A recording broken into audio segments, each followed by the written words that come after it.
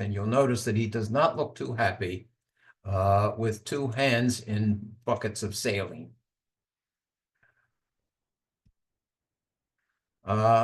Here's another picture of one of the early contraptions. This large device here was the EKG machine, and here's the patient with two hands and one foot in buckets of saline. We've come a long way, and the American Heart Association, in its 100th year, published a series of articles pointing, reviewing the history of electrocardiography, among others. And so today, we've come a long way from this to this. Today, with a smartwatch, and a universal data platform, we can record an ECG dashboard and subject it to artificial intelligence analysis and estimate left ventricular pump function. So this is just in its infancy, and I'm sure that it will advance as time goes on.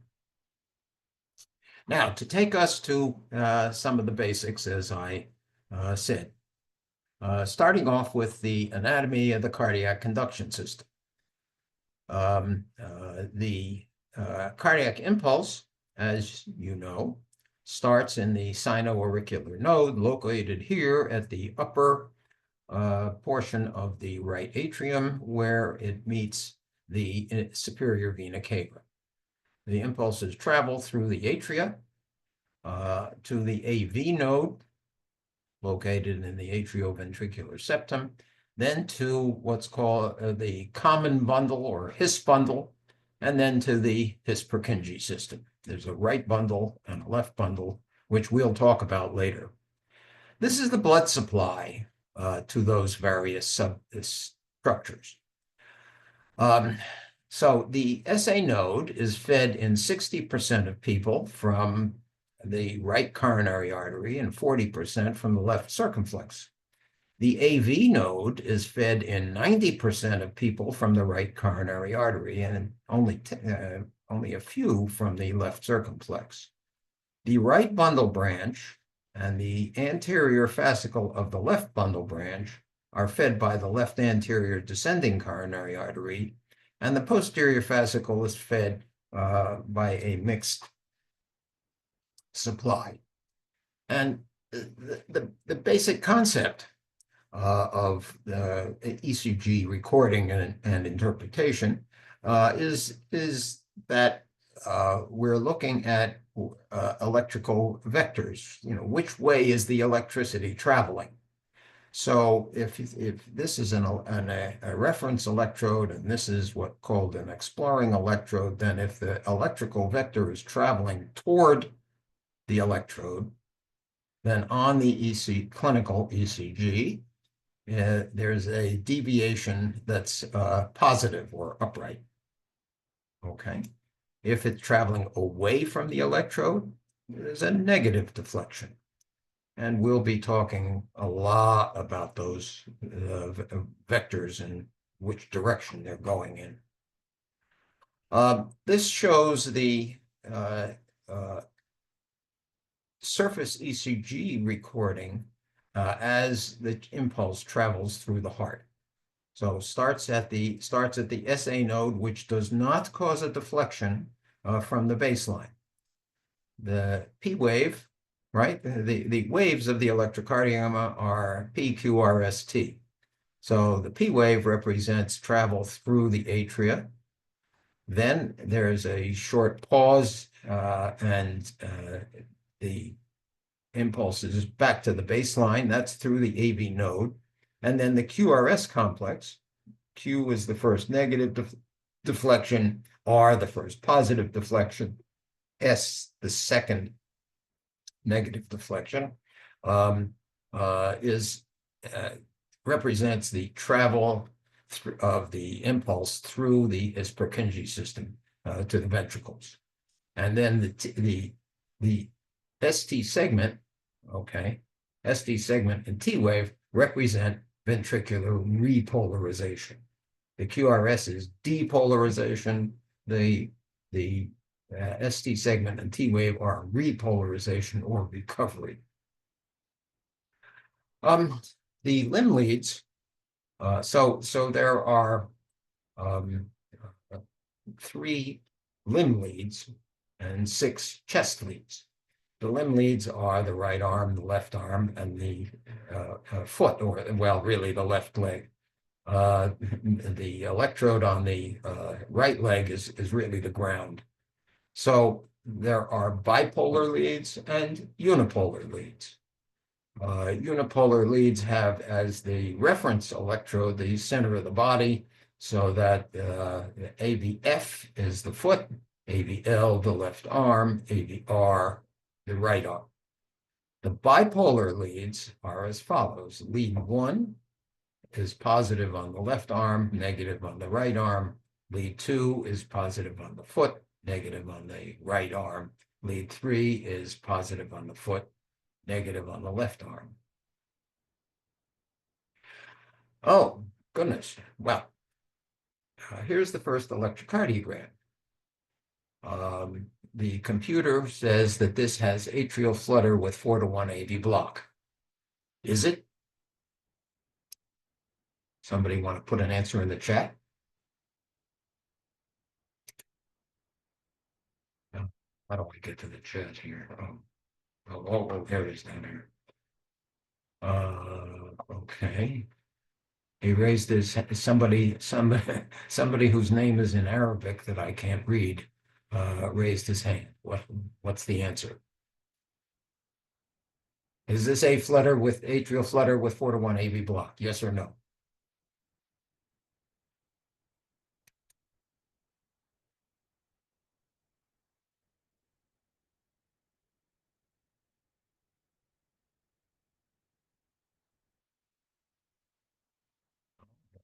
Answers in the chat. Let's see what they say. No.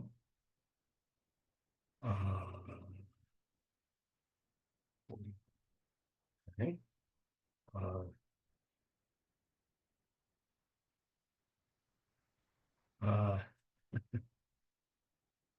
Somebody says he hopes that this is the correct answer. Somebody else says no. Somebody else says repeat the question. Somebody says yes. All right. Let's have a closer look. You notice that this looks like a lot of P waves in between QRSs, doesn't it? Okay. Remember that these are simultaneous. So this looks like it might be atrial flutter. So does this. What about that? Not really. This looks like normal sinus rhythm. You can't have normal sinus rhythm in this lead and some other rhythm in these 2 leads at the same time. Not possible. So in fact, this is artifact. This person has Parkinson's disease.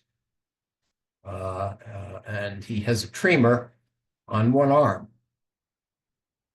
Which arm has the tremor, right, left, or both?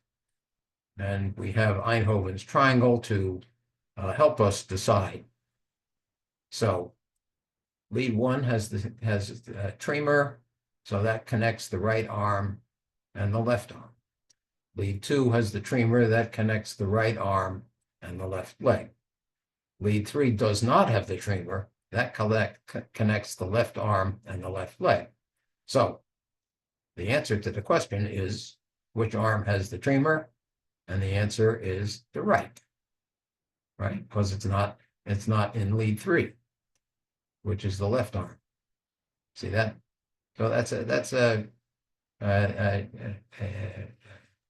just something to think about in terms of using Einthoven's triangle. All right, so here are the chest leads. V1, I will emphasize over and over again, actually, is located on the right side of the chest. The others are located in these positions on the left side of the chest. And as we'll see on the chest leads, the R wave, the first positive deflection, increases from V1 to V2 to V3 to V4 to V5 as you go across the chest. Okay, now you can calculate which direction the vector is going using the chest leads on a 360-degree axis. My recommendation for calculating axis is to use lead 1, which is the horizontal, and lead AVF, which is the vertical. And using those two leads only, you don't need to look at 2 or 3, just look at these two.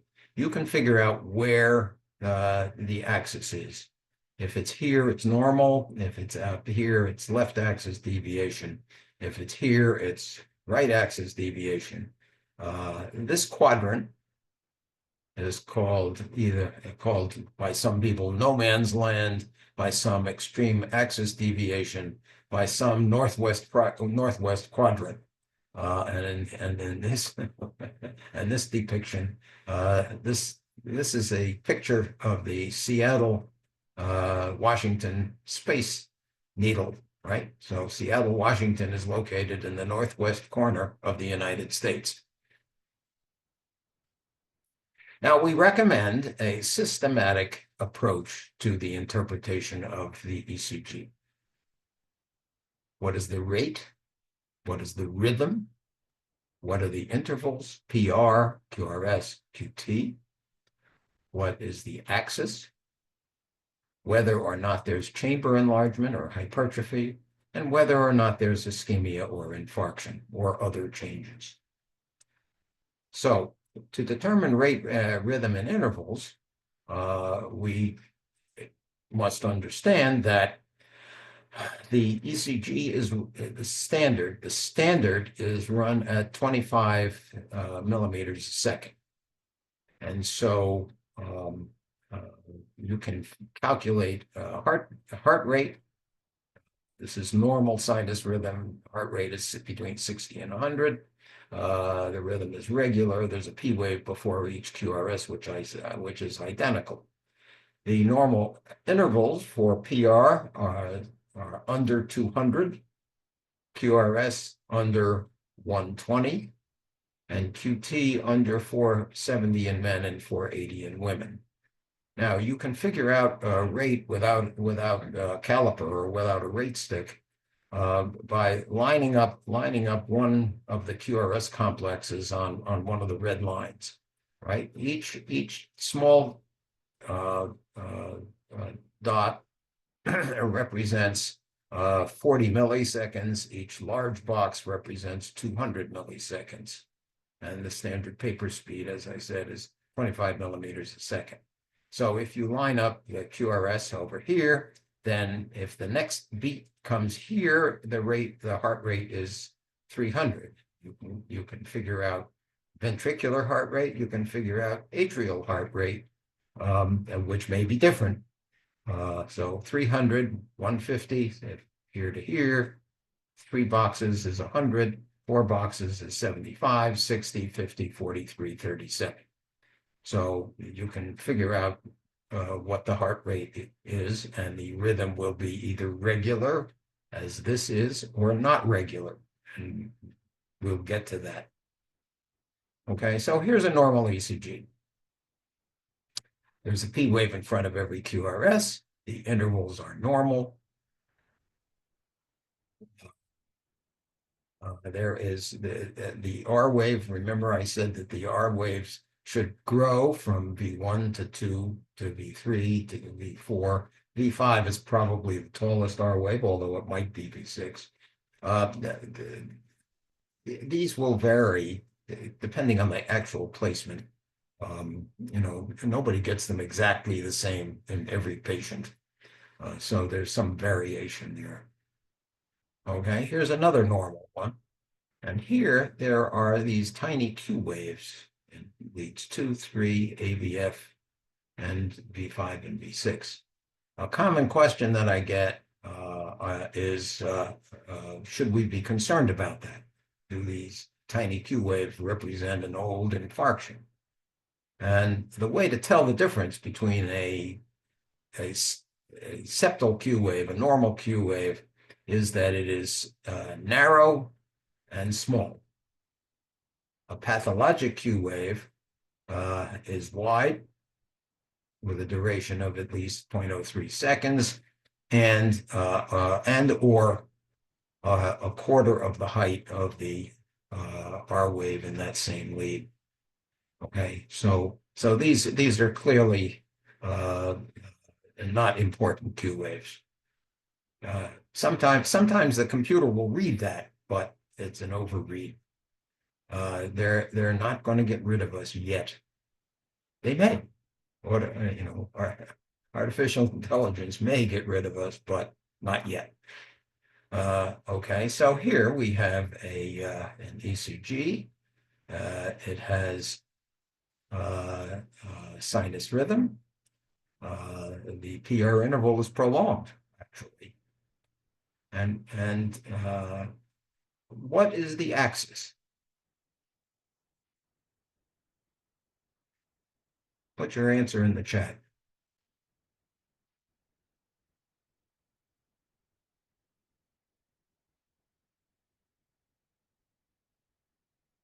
Need a little help? Give you this. What is the axis? Ah, left. Good. Somebody says normal, but others say left. Okay, well, here's how you calculate it quickly. Look at lead 1. It's about 15 boxes positive. So here's lead 1. 1, 2, 3, 4, 5, 6, 7, 8, 9, to about there. Lead AVF is the same distance negative, right? You'd have to subtract this little positive, right? So negative. So right, negative in AVF would go this way. So then you drop perpendiculars here and here, and the axis turns out to be in this green area, left axis deviation. Okay, what's the axis here?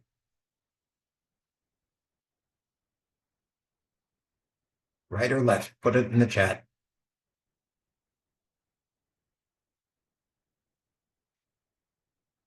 Right, correct. +1 minus about 4. So it will be -4 in lead 1, 1, 2, 3, 4. And then positive in AVF puts it down here, right axis deviation. Okay. Now, when ventricles are hypertrophied, they produce a lot of electricity. So if this is a representation of normal, then if there is left ventricular hypertrophy, you'll get a lot of voltage going mostly toward the left, right? This is V1, this is V6. So you're going to get a lot of voltage going toward the left, and sure enough, here it is right here. And the criteria, the simplified criteria for diagnosing left ventricular hypertrophy on the ECG, deepest S wave in lead V1 or V2, plus the tallest R wave in V5 or V6, greater than 35. Or an R wave in lead AVL greater than 12. And right, that person is over 35 years old. Left ventricular strain means ST changes due to the hypertrophy, and we'll talk about that at the next lecture. Here is right ventricular hypertrophy. This isn't quite so obvious. Right ventricular hypertrophy should give you a very tall R wave in lead V1, as shown here. And the tallest R waves that look like this are really from congenital heart disease. This is a patient with COPD, so you don't get that but you get a very little S wave here. You notice the R is greater than S.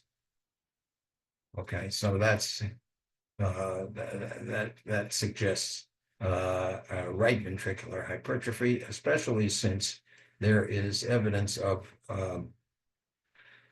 right atrial enlargement. So right atrial enlargement gives you a very pointy P wave, P wave in lead 2, called P pulmonale by the people that described it. So that suggests right ventricular hypertrophy. So here is a 47-year-old, one of my patients came in for a routine visit. He was having no symptoms at all. He was just there to check his meds and his medications and check his vital signs and make sure he was okay. He had previously had an inferior MI at age 42, 5 years earlier. I actually took care of this man's grandfather, who had coronary disease. It apparently skipped a generation. Anyway, here's a strange axis, isn't it? It's very negative in 1 and isoelectric in lead AVF, meaning that it's minus 180, pointing directly to the right. What do you think this is? Did he have a new anterior infarction?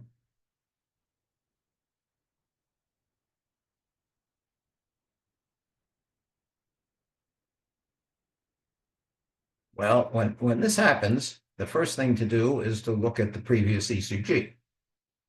So we did.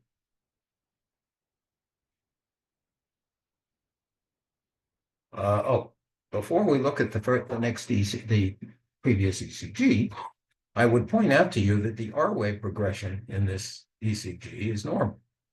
See, it should increase up to about V5, and sure enough, it does. And so this is not a new infarction. This is a very strange appearance.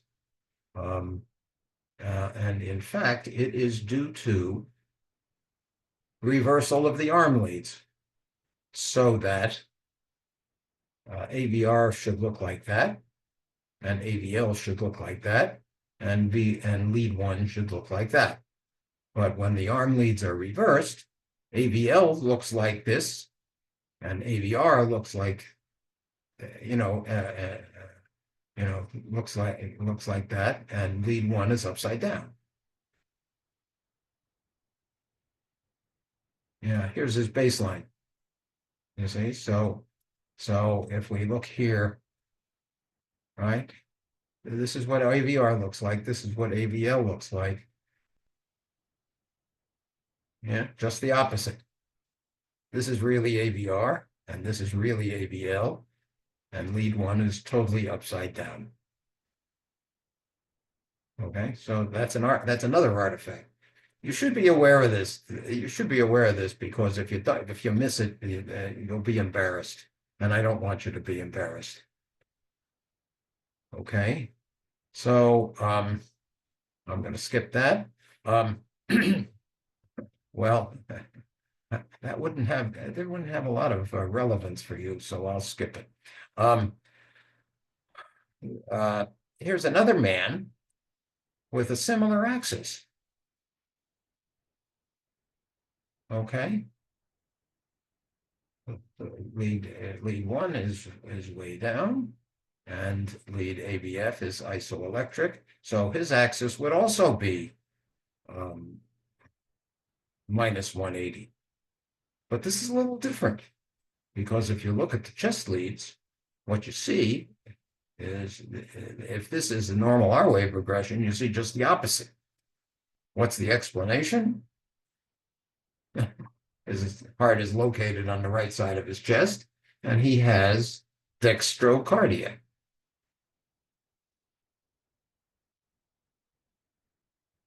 All right.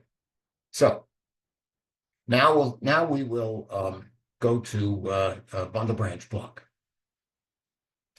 So again, here's the AV node, its bundle, the common bundle. The left bundle has two fascicles and the right bundle. Okay.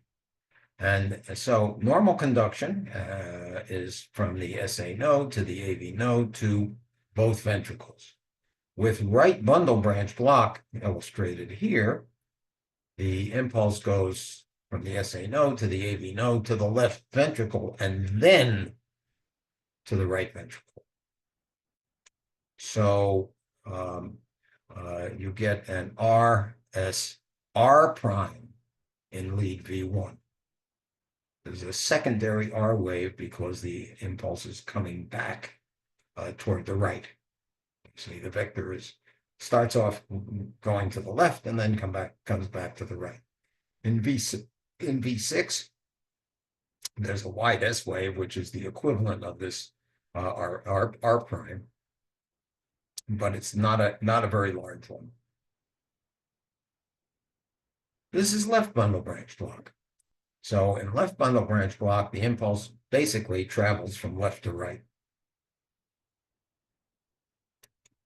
So V1 looks like this. V6 looks like this. The simple way of diagnosing bundle branch block is that you look in V1. Okay, if you have a wide QRS complex, at least 3 small boxes or 120 milliseconds. If it's up, it's right. If it's down, it's left. Very simple. Okay, so here is a bundle branch patient with an ECG. This is an ECG with normal sinus rhythm, and it has bundle branch block. Which one? Left or right? Put your answers in the chat.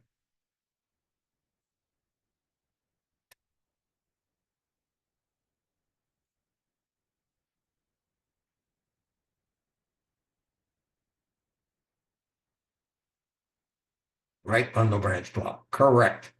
Right bundle branch block. How about this one? Left or right?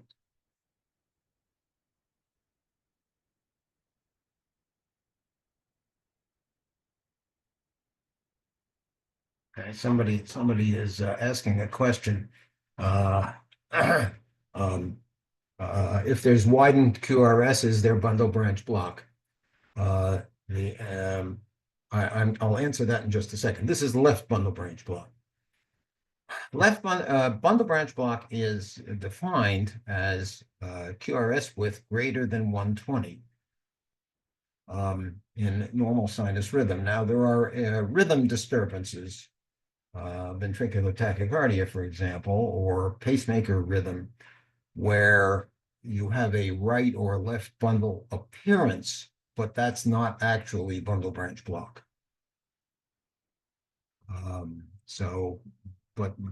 But this is bundle branch block.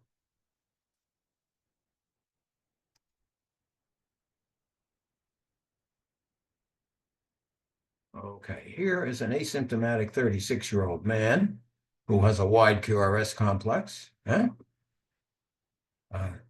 I think it meets 120 milliseconds. But this is a funny looking one, isn't it? There's this slurred upstroke on the QRS and a very short PR interval.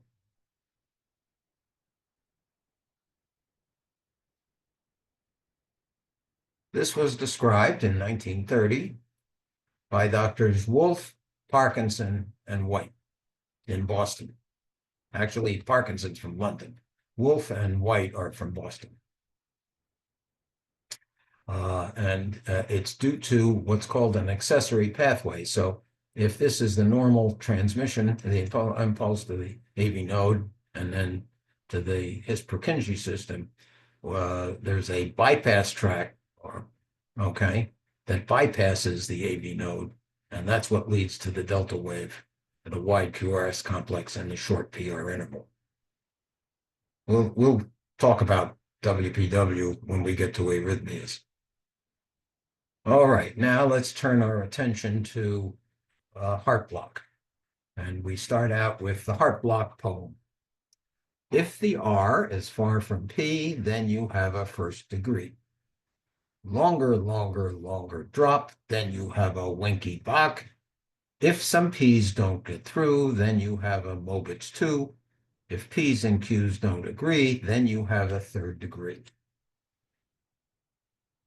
So here's first degree, there's first degree AV block, second degree, first degree AV block, every P wave is conducted. That is, there's a one-to-one relationship between the P's and the QRSs. Okay, that's first degree. The second degree AV block, some are conducted and some are not conducted. Third degree AV block, none are conducted. So here's first degree AV block, now really called AV delay. And you see here it's longer than one large box, which is 200 milliseconds. So this is about 34 milliseconds, excuse me, 340 milliseconds. This is a little bit longer, but you see there's a one-to-one ratio between the P's and QRSs. Okay, now second degree AV block, some are conducted, some are not. In this situation, one of these patients needs a pacemaker. Do you know which one? If you don't, I'll tell you, but does somebody want to take a guess at it? Is it A or B?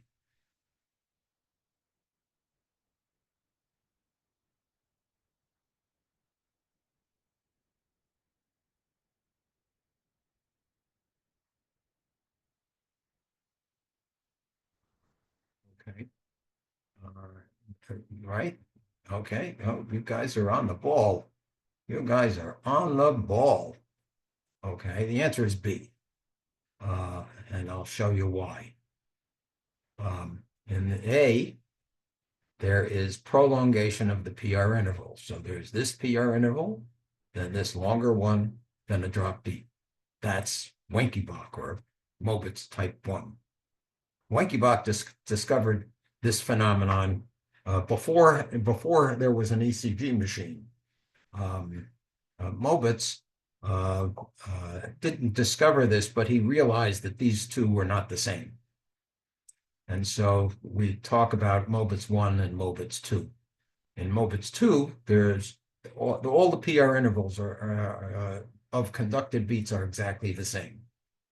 So here's this PR interval, here's this one, which is the same as the other one, here's this one, which is the same as the other two, and then these are not conducted. So Mobitz 2 is all or nothing conduction, whereas Wenckebach is due to relative refractoriness and takes place in the AV node, as shown here. Okay, so this is typical Wenckebach cycle. PR interval 210, 380, 540, drop beat. Okay, and one of the characteristics of Wenckebach is that after the pause, the PR interval is shorter than before the pause. Here it's 540, here it's back to 210. Okay, so that's typical Wenckebach. This is Mobitz 2. The beats are either conducted or not conducted. All of the PR intervals are the same. And this takes place below the AV node in the His bundle or in the His-Purkinje system. It's often associated with bundle branch block in addition. This is an all or nothing phenomenon, and I'm going to show you why these folks need pacemakers. Okay, but here's one way you can try to tell the difference, and that is exercise. So here's a patient of mine, a 69-year-old man who complained of chest pressure, which on exertion, so he came in for a stress test. He happens to have Wenckebach conduction. He had that for a long time, right? Here's this PR, longer PR, drop beat, okay? He exercises and conduction improves. You notice? conduction improves. So whereas with Mobitz 2, conduction deteriorates. So this is one way you can try to make that differentiation if you're not sure. Okay, and this is the consequence of Mobitz 2 AV block and why people need a pacemaker, because here's this person conducting, all the PR intervals are the same, and then no conduction. And then conduction again, same PR intervals. So this is why people need a pacemaker. Here is third degree or complete AV block. P waves and QRSs have no relation to each other. Here the red arrows are P waves, and you notice that they kind of march right through, right? So there's, right, oops, sorry. There's this apparent PR, and here's one, and then here's one where the P and the QRS are on top of each other. And here's another example of the same thing. So here is an elderly woman who presented with syncope and then complained of chest discomfort. The ECG says supraventricular bradycardia, possible inferior epicardial injury, depression, marked ST depression consistent with subendocardial injury, acute MI suspected, heart rate 47. Well, if you look at the QRSs, indeed, the heart rate is 47. 300, 150, 100, 75, 60, 50. Okay, yeah, it's a little bit less than that. Okay. What's the rate of what's the atrial rate? Well, you can see it down here. You see P waves, right? They're marching through. They're not conducting, right? Here, this is this, but this is on top of it. This is too short to conduct, and there's one hidden in there. So, all right. And you can calculate the atrial rate. So here, look here. Here, 300, 150, or 140, 145. So this actually is a sinus tachycardia. Okay, this is sinus tachycardia. There's complete heart block. And what is the complete heart block due to? There's ST elevation in leads 2, 3, and AVF. And if the ST elevation in lead 3 is greater than lead 2, that means it's the right coronary. So, okay, and what's the relationship of the right coronary artery to this rhythm?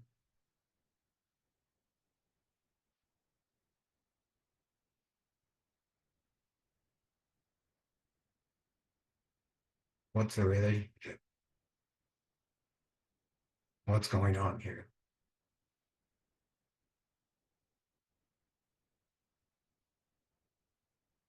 Blood supply of the of which node? The sinus node? Nope. Occlusion of the AV node? Not really.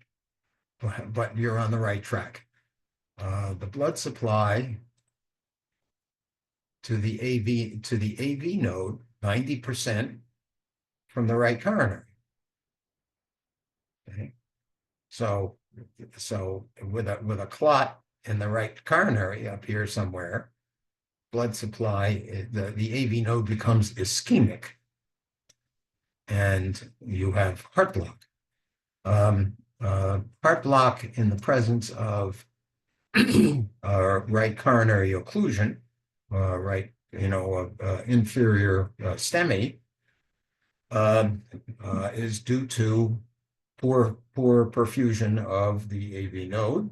And if you revascularize this quickly, as I hope you do,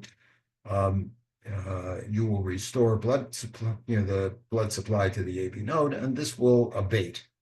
And so in inferior MIs, there is generally not a reason to put in a pacemaker.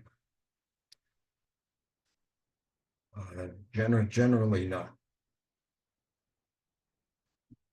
Okay, there we go. All right, so I think this is my final slide, and so I'll leave you with this cartoon. The doctor says it's a pacemaker from your heart, for your heart, plus you can